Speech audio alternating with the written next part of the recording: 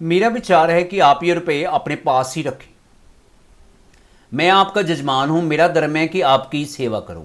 अगर मैंने 4 पैसे दे दिए तो कौन सा गजब आ गया। अब सेठ जी कहते हैं आप रख लो पैसे, कोई बात नहीं। सदानंद जी कहते हैं, पंडित जी की आंखों में आंसू आ गए। वे बोले आप जैसे सज्जन संसार में बहुत थोड़े हैं, परमात्मा आपको चिरंजीवी रखे, मगर अब तो मैं ये रुपए ना लूँगा। इतने वर्ष आपने मांगे तक नहीं, मुझे आज हल्का होने दीजिए। लाला सदानंद चुपचाप रुपए रख लिए। मनुष्य रुपए देकर भी ऐसा प्रसन्न हो सकता है, इसका अनुभव उन्हें पहली बार हुआ। 6 महीने बीत गए। लाला सदानंद बीमार थे। पंडित शादीराम उनके लिए दिन रात माला फेला करते थे। एक दिन लाला सदानंद चारपाई पर लेटे थे। पास पड़ी चौकी पर पंडित शादीराम बैठे रोगी को भगवत गीता सुना रहे थे। तो पंडित जी उनको भगवत गीता सुना रहे थे। एकाएक लाला सदानंद बेसुध हो गए। पंडित जी ने गीता छोड़ दी, उनके सराहने बैठ गए।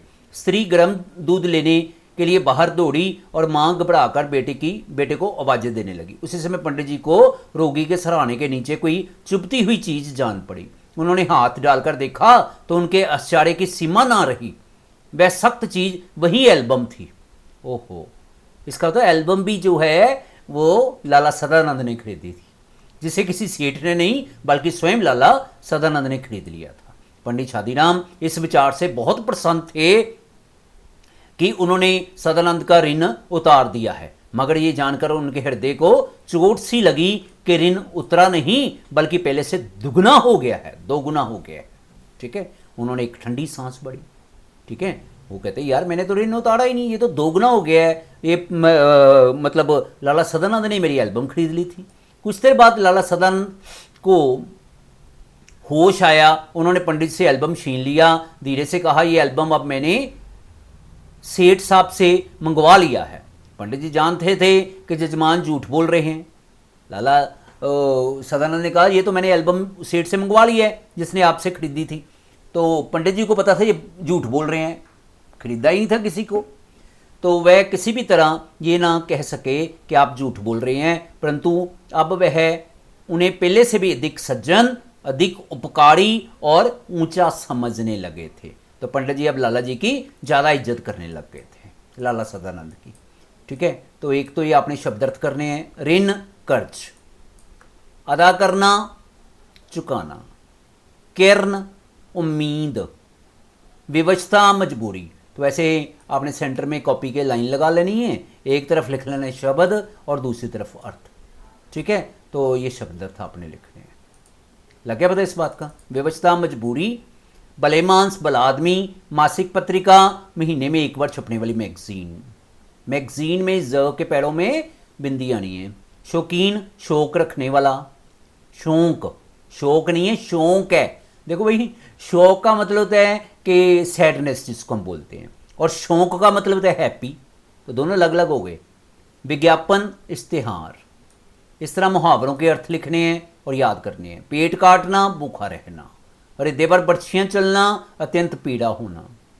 सिर पीटना, अफसोस व्यक्त करना। आंख ना उठना, संकोच होना। दिल कांपना, घबराहट होना।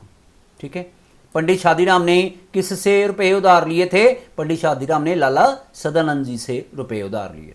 लाला सदानंद ने पत्रिकाएं देखकर उन्हें क्या सुझाव दिया? लाला सदानंद ने पत्रिकाएं देखकर उन्हें उनमें से तस्वीरें अलग करने का सुझाव दिया, या चित्र अलग करने का सुझाव दिया। ठीक है, अगर 2000 रुपये लिख देता तो शायद उतने ही मिल जाते। इस कथन से मानव स्वरूप की कौन सी विशेषता उजागर होती है? इस कथन से मानव स्वरूप की लालच की विशेषता उजागर होती है। कौन सी की जगह आपने लिखना है? लालच की, क्योंकि उनको लालच आ गया था ना कि 1000 की जगह में 2000 लिखता, 2000 ही मिल जाते। पंडित जी ने लाला सदानंद के आगे 500 रुपये क्यों रखे? पंडित जी ने लाला सदानंद से 500 रुपये का कर्ज लिया था, इसलिए उन्होंने उनके आगे 500 रुपये रखे। ठीक है, पंडित जी ने लाला सदानंद से 500 रुपये का कर्ज लिया था और उनका कर्ज उतारने के लिए उन्होंने 500 रुपये रखे। लग गया पता इस बात का? पंडित शादीराम ने अपना कर्ज कैसे चुकाया? पंडित शादीराम ने 500 रुपये देकर अपना कर्ज चुकाया। पंडित शादीराम ने लाला सदानंद को 500 रुपये देकर अपना कर्ज चुकाया। प्रश्नों के उत्तर।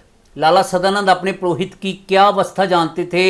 लाला सदानंद को पता था कि पंडित शादीराम के पास पैसे नहीं हैं और इसलिए वे उनका कर्ज वापस नहीं दे सकते।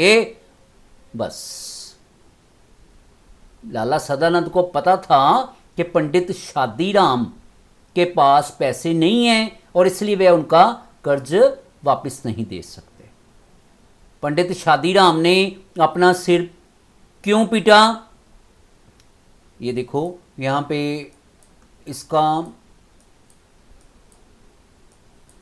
आपको देखना पड़ेगा कि जब उनको 1000 रुपये मिले ना तो उन्होंने अपना सिर पीटा था। आपने यही लिख देना है। जब पंडित शादीराम को आपने चित्रों के 1000 रुपये मिले और उन्होंने सोचा कि अगर 2000 लिख देता तो वो भी मिल जाते, तो इसलिए उन्होंने अपना सिर पीटा। ठीक है। निम्नलिखित लिखित पंक्तियों का आशय स्पष्ट कीजिए। लाला सदानंद की बलमानसी के सामने उसकी आंखें नहीं उठती थी। तो जब पंडित शादीराम जी ने देखा कि लाला सदानंद ने कभी भी उनसे कर्ज वापस नहीं मांगा है तो वह उनको बड़ा ही भला मानस समझते थे और उनके सामने उनकी आंखें नहीं उठती थी।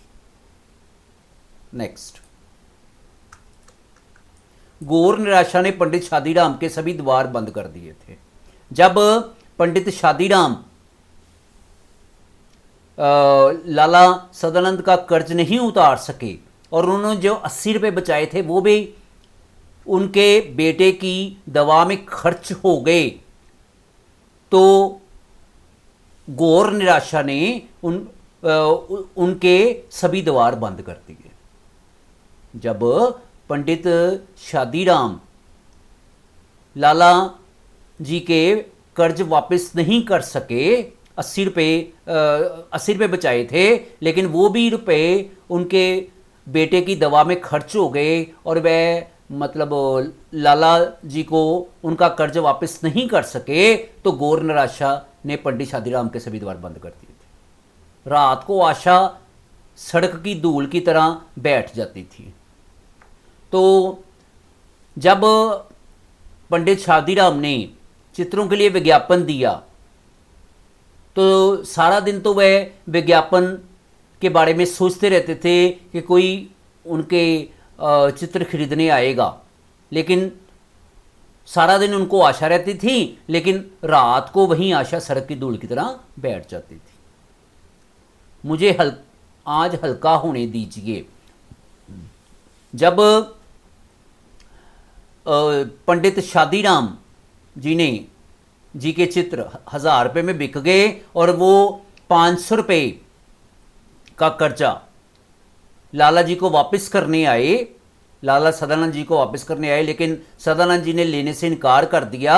तो पंडित जी ने इस बात पर बल दिया कि आपने इतनी देर से मुझसे कर्ज वापस भी नहीं मांगा है, आज ये पैसे लेकर मुझे हल्का होने दीजिए। ठीक है, बस इतने क्वेश्चन आपने लिखने हैं। अब उसके बाद सही विकल्प है।